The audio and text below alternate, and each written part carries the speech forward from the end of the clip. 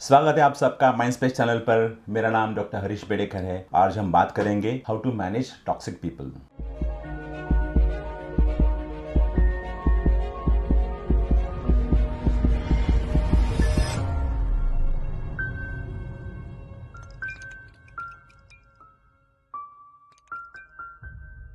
समाज में, यार दोस्तों में, अपने फैमिली में भी हमें टॉक्सिक पीपल मिलते हैं। ये हमारा पूरा एनर्जी खींच लेते हैं, हमें तंग करते हैं, हमें परेशान करते हैं और उनसे छुटकारा पाना बहुत मुश्किल आता है।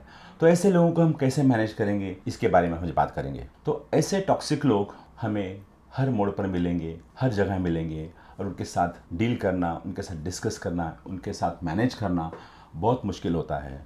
अगर वो हमारा बॉस हो या सबॉर्डिनेट हो तो रोज़ 8 घंटा उनको फेस करना है, 8 घंटा उनके साथ रहना है।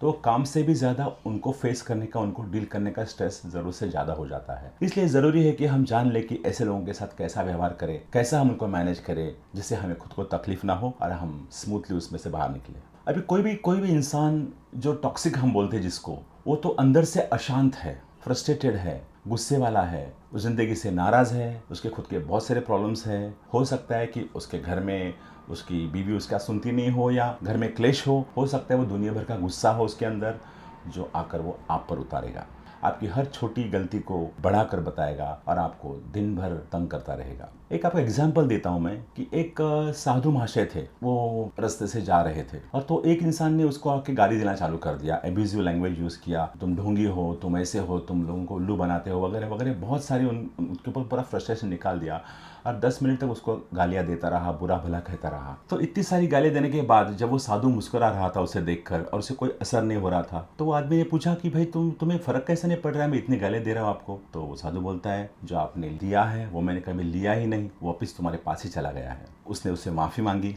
और वो चला गया। जिस इंसान के मन में सुख शांति है, स्ट्रेस नहीं है, काम माइंड है, तो उसे इन बातों से कोई फर्क नहीं पड़ता। तो जिसके मन में क्लेश है, जिसके मन में अशांति है, जिसके मन में इनसिक्योरिटी है, वही इंसान अक्सर टॉक्सिक बातें करता है या टॉक्सिक तरीके से बिहेव करता है सामने वाले से। तो जिसको लगता है उसे और लगाने में, उसको और बुरा भला कहने में लोगों को मज़ा आता है।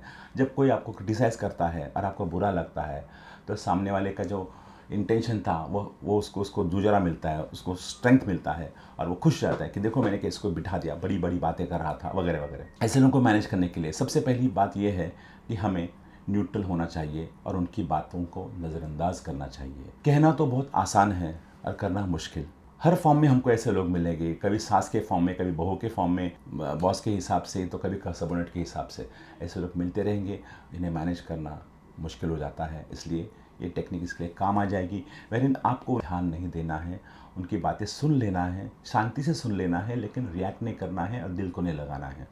मैंने कई पिछले वीडियोस में भी एग्जांपल दिया था पेन का, कि अगर मैं आपको पेन देना चाहूँगा और आपने लिया तो आपका आग हो जाएगा, वरना वापस मेरे पास ही आ जाएगा। तो लोग बहुत कुछ देना चाहते हैं आपको, कोई इंसल्ट करना चाहता है, कोई आपको पैर खींचना चाहता है, कोई आपको भला बुरा कहना चाहता है, लेकिन हम भी तो वो लेते हैं दिल पे लगा के। तो नहीं लेने की आदत हमें डालनी पड़ेगी, तब जाके हमें कोई फ़र्क नहीं पड़ेगा। और जब हमें कोई फ़र्क नहीं पड़ेगा तो सामने वाला का एटीट्यूड बदल जाएगा और वो हो सकता है चेंज हो जाएगा। तो ऐसे लोगों के साथ डील करते समय हमें हमारा गुस्सा नहीं दिखाना चाहिए, शांति से उसकी बातें सुननी चाहिए। तो आप जब डिस्टर्ब नहीं होंगे तो वो अंदर से अनईजी हो जाएगा या फिर शांत हो जाएगा, ये हो सकता है। हम जो दूसरों में देखते हैं वही हम अंदर से होते हैं। तो हमें अगर गुस्सा ज़्यादा आता है तो हमें अंदर रिफ्लेक्ट करना चाहिए कि मुझे क्यों गुस्सा आ रहा है वगैरह वगैरह, ऐसी बातों को सोचना चाहिए। तो टॉक्सिक पीपल मैनेज करने के हिसाब से आपको न्यूट्रल होना चाहिए, वो जो दे वो हमें लेना नहीं चाहिए और फिर भी उसे प्यार मोहब्बत से पेश आना चाहिए। यही की है उसे शांत करने की, उसे चेंज करने की। Thank you very much. अगर आपको हमारा वीडियो अच्छा लगे तो उसे शेयर कीजिए, सब्सक्राइब कीजिए, स्प्रेड कीजिए। Thank you.